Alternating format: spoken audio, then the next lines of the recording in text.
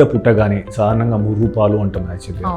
So ముర్రు పాలు యొక్క ప్రాముఖ్యత ఏంటి, అందులో ఎలాంటి పోషక విలువలు ఉంటాయి, సో వీటిని బిడ్డకు తాగించాల్సిన అవసరం ఏముంది? కొంతమంది అనుకోవడం పాలు వస్తున్నాయి అయిపోయింది, ఫస్ట్ పాలు తక్కువ వస్తాయి తర్వాత పెరుగుతాయి అన్నట్టుగా ఒకటే భావన ఉంటుంది. బట్ మనం అర్థం చేసుకోవాల్సింది ఏంటంటే పాలు అన్నది 3 స్టేజీల్లో వస్తుంది. అండ్ అవి చిక్కగాను ఎల్లోగాను వస్తాయి, చుక్కలుగానే వస్తాయి.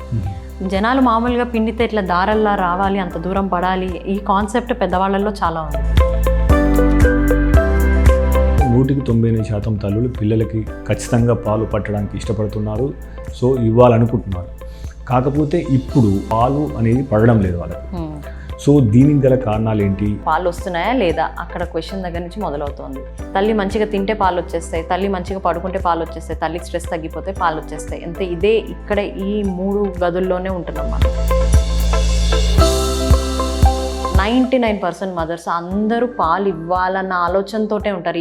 ఏ తల్లి కూడా పాలు నాకు రావు, నేను ఇవ్వలేను అన్న ఆలోచనతో లేరు.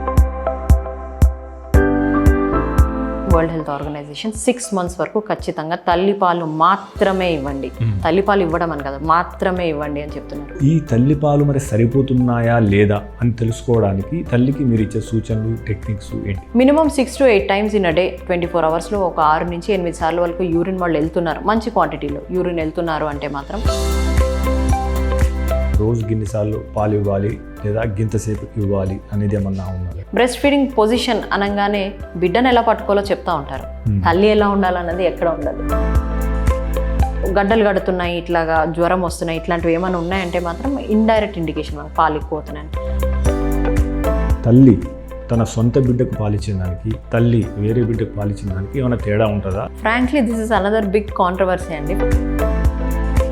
అగైన్ రిమెంబర్, ఫస్ట్ తల్లిపాలు ఏదైతే ఇస్తున్నామో మనం కారణం ఇచ్చేది యాంటీబాడీస్ ఉంటాయని, అది ఆ బిడ్డకు పనికొస్తుందని. తల్లి పాలు ఇవ్వకూడదు అనే సందర్భాలు ఏమన్నా ఉన్నాయి? ప్రతి తల్లి తనకి డైరెక్ట్గా మిల్క్ అన్నది ఇవ్వచ్చు. కొన్ని కండిషన్స్ ఉన్నాయి వేరే తల్లి ఇవ్వలేని పరిస్థితిలో ఉంటారు. హ్యూమన్ రైట్స్ అని అంటున్నారు, యానిమల్ రైట్స్ అని అంటున్నారు, this is breast feeding right.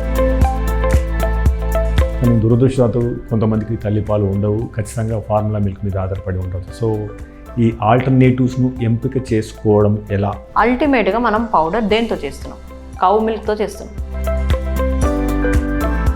ఆ ప్రాసెస్లో, ఆ దగ్గరికి తీసుకొచ్చే ప్రాసెస్లోనే మనం షుగర్ యాడ్ చేస్తాం. ఎందుకంటే షుగర్ యాడ్ చేయకపోతే ప్రాసెస్ చేసిన పాలు, powder, what ever it is not tasty.